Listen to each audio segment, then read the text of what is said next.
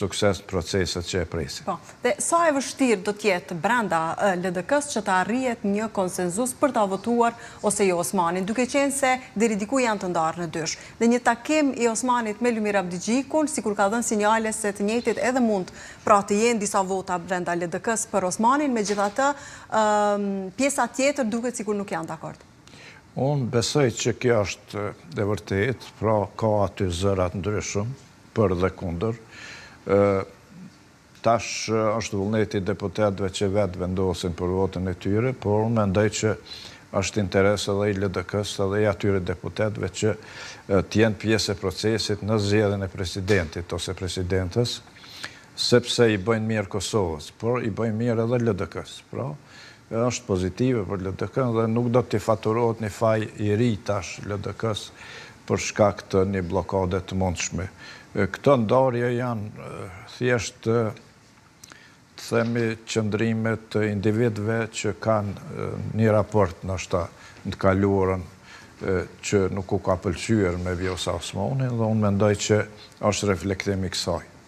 Ka pasur zëra që pas një mandati të dytë të Vjosa Osmanit si presidente, e njëjta edhe mund të kthehet në LDK. Duke qenë se vetë Osmani ka potencuar se pas përfundimit të punës së saj si presidente, do të kthehet në politikë.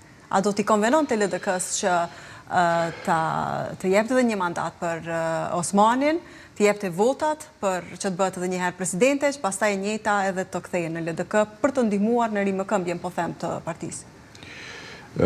Rikthimi eventual i Vjosa Osmanit LDK, unë e shoh si një veprim pozitiv për LDK, por që nuk e shoh fort mundshëm.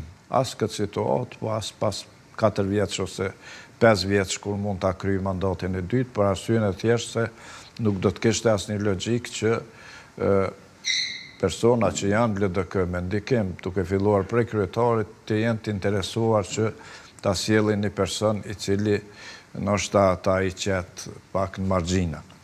Pra, unë e shoh aty arsyeën të interesa thjesht personale. Por ndryshe interesi i LDK-s padyshim që është që ajo të rikthehet, por që unë nuk e shoh këtë proces shumë të lehtë edhe shumë të mundshëm nuk e shoh. Nëse ajo nuk zgjedhet presidentet, në zgjedhjet e ardhshme nëse mbetet me këtë listën guxo, ajo do të dalë në zgjedhje, do të dalë në fushat. Do t'jetë bashkë me lëvizjen vetëvendosje, besoni apo jo? Jo, unë besoj që ajo do të dalë ndoshta vetë si listë guxo, dhe në këtë situatë pra e rrezikon sërish LDK-n, sepse lista guxo është brumi i LDK-s edhe Vjosa ka një simpati të elektoratit LDK-s, i kësaj LDK-je që është sot, dhe ndoshta mund rrjedhin edhe sërish vota në drejtim të saj.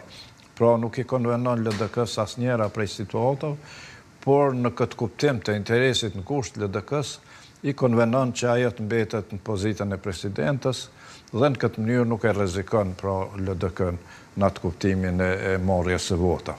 Dhe a beson se të gjithë e shohin kështu brenda